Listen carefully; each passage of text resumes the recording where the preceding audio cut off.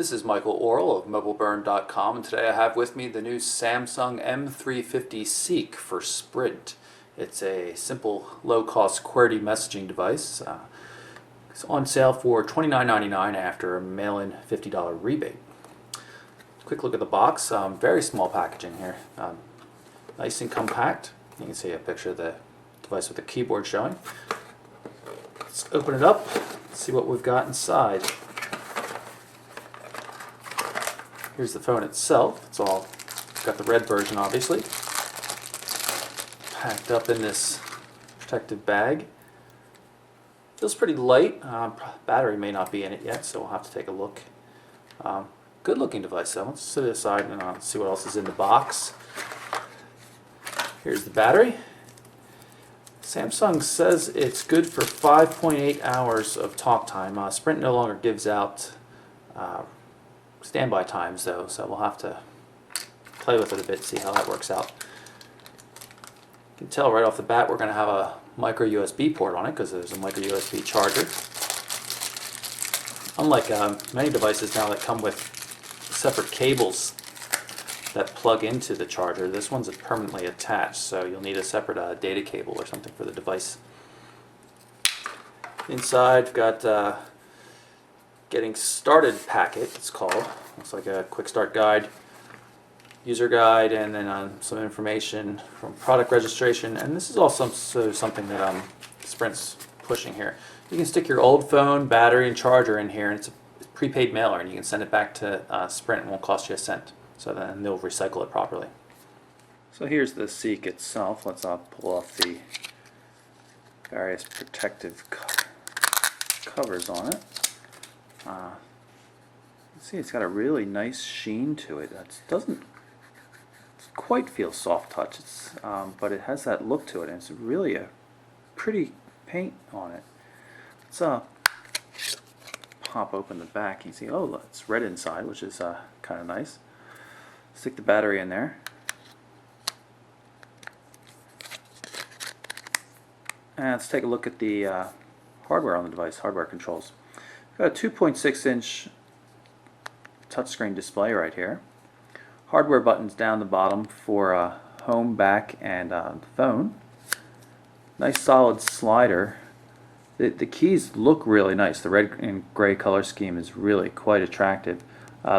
These keys feel pretty decent. The space bar, on the other hand, appears to be a single key that's just really wide, and I can tell already that it's going to be a problem. There's no click whatsoever when I'm pressing on the left or right edge of it. Obviously that's going to be an issue, but the rest of them feel really nice. As long as you hit the space bar in the middle, I imagine it'll work okay though. Take a look at controls. We've got a volume control on the left hand edge. It's a lanyard fixing loop, fixing point for a lanyard loop or whatever, say if you want to hang it around your neck or whatever. Got a 3.5mm headphone jack there. So you can plug in stereo headphones. There's a covered micro USB port.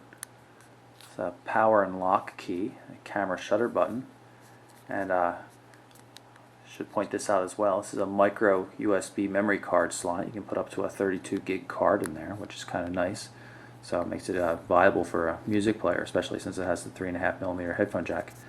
Camera on the back, 1.3 megapixels, so not a high-end device by any stretch, but for $30, it's not too bad, especially a good-looking device like this. I mean, it's really quite attractive. I can see a lot of people liking it. You can see on the back there it says Seek. Let's see if I can get that, again, that protective coating off. The device also comes in a cool blue, it's called, and a pink version is going to be available sometime in June. So now the device has been powered up, I'm going to activate it by pressing on the power lock button here. You can see unlock it with a swipe gesture. But I have some bad news. Here in Marco Island, where I am at the moment, appears to be no Sprint service. At best I get a bar if I stand by the window. I've been unable to activate the device, so we're not going to be able to see much on here. Really a shame because it's a fun looking little handset. But let's take a look at what we've got here. You can see I'm messing with the 2.6-inch resistive touchscreen display. Turn the brightness up a bit, and I can change the dimming time.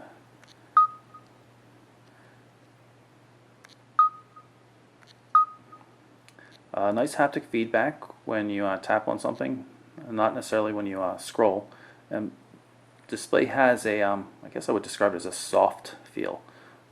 Not a problem, just pointing it out.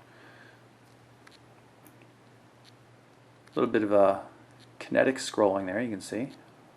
Seems to work pretty well. Here we are back at the main menu.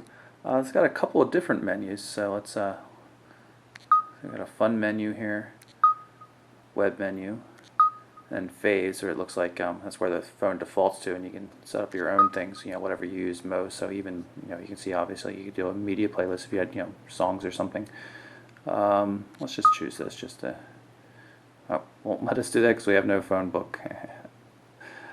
Okay, let's see, how about that? Pick this one here. Okay, so we've just added movies. You can see it's pretty nice. So let's open it up and see if it adjusts, and it does. You can see we can work in both landscape and portrait modes. Again, here's the menu. Let's jump into messaging here just to take a look. Press the new message button, enter a phone number, and I'm going to have to hold down the function button to put in a phone number here, so I'm just going to make something up.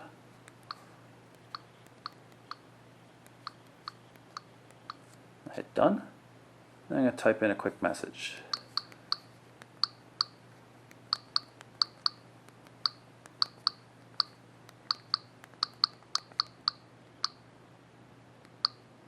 Hitting 2 spaces doesn't automatically add a period. That's always something I like.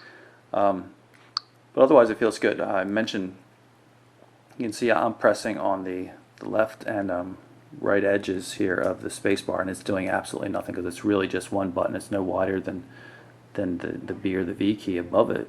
So you really have to hit it in the center. Fortunately for me, that seems to be where my fingers were gravitating. So that went okay. You can see we can attach a picture, something like that. Picture, voice memo, back button out. Done with attachments, and theoretically we could send it if we had the phone activated. You can see we've barely got 1 bar of signal there. So obviously it's not going to be able to send out here right now. So I had to abort that message that was being sent since the phone has no service. I can't obviously send messages. You can see here it says that it was failed. I can tap on it without having multiple messages, though I can't really tell if it's threaded or anything like that. We're going to go delete it. Hit the delete button there, and then you select the message you want to delete. Okay, select that single one we have there, and then you drag this over, it looks like, and then it's gone. Pretty cool looking interface. I even like the fact that it has red color and stuff on it. There's built-in instant messaging support for AIM, MSN Live, and also for Yahoo.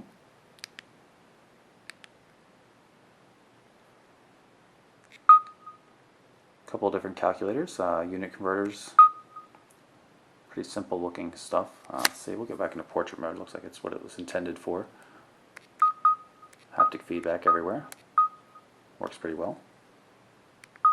Very sharp looking display. 2.6 inch QVGA resolution seems more than adequate for what's going on right here on this device. Got notes. Let's create a new note. Automatically is going into landscape mode. So obviously there's no portrait mode text input here. We'll have to test that for text messages as well.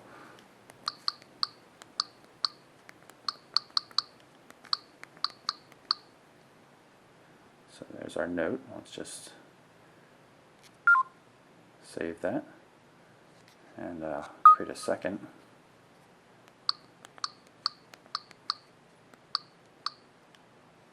Save that as well. And then it looks like we'll probably have the same delete functionality. Delete. You mark which one you want and then swipe, which is kind of cool. I like that. Go back to messaging quickly and see what if we have any options for text input in portrait mode. It looks like we do not. You can see that the device, even though I've closed it and it's in portrait mode, it's still forcing us to go into landscape mode.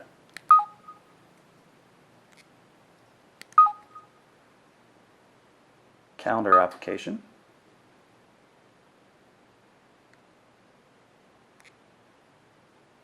Not sure where you would add a calendar from. It'd be interesting if it pulled in from Google or something. I can't test that though without data. I might have to try that later when I'm out and about. Personal calendar here. Doesn't look like there are too many options. It's kind of cool how you can easily switch dates though. Which month you're viewing. I kind of like that. It's quite intuitive.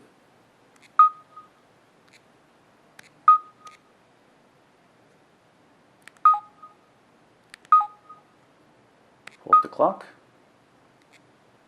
Rolled clock, timer, alarm. Looks like you can add multiple alarms and uses the exact same interface. Very intuitive, quite consistent.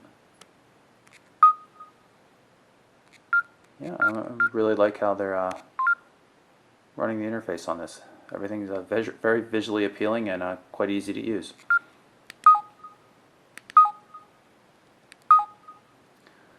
Let's see what else we've got. Probably not going to get much out of the email client since there's no data.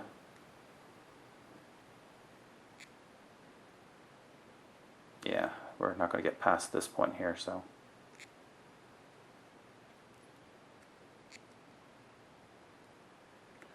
Let's jump over to the Fun menu. I wonder if a swipe gesture works. Nope, doesn't. Kind of looks like a swipe would be appropriate here, but it doesn't seem to work. Music player. Probably no tracks preloaded. There's no card, right? Doesn't come with a card. Camera. Can take a quick picture, I imagine. Nothing too interesting, just the floor there.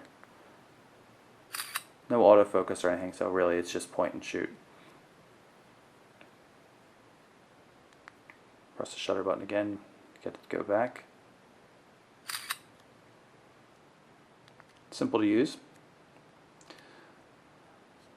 User interface looks quite nice.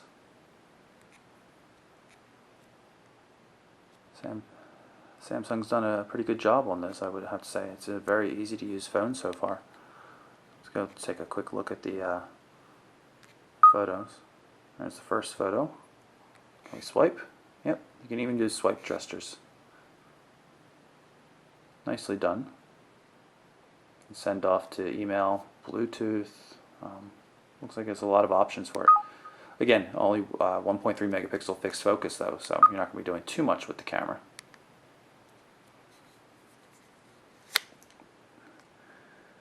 Looks like there's Facebook clients, MySpace, Twitter as well, all pretty cool. And of course there's a web browser, but we're not going to be able to show you anything at all in the web browser without data. So unfortunately that's about all I can show you on the Seek. It's a really slick looking device. I really find it quite attractive. Has a nice feel to it. The resistive touchscreen, sharp, clear, maybe not as bright as it could possibly be, but very visually appealing overall.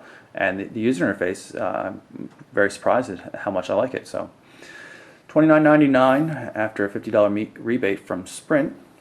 Pretty cool looking, but unfortunately I can't give you too much of an opinion on how it works as a phone or the data service and stuff like that. But for now, that's the Samsung M350 Seek. I'm Michael Orrell for MobileBurn.com.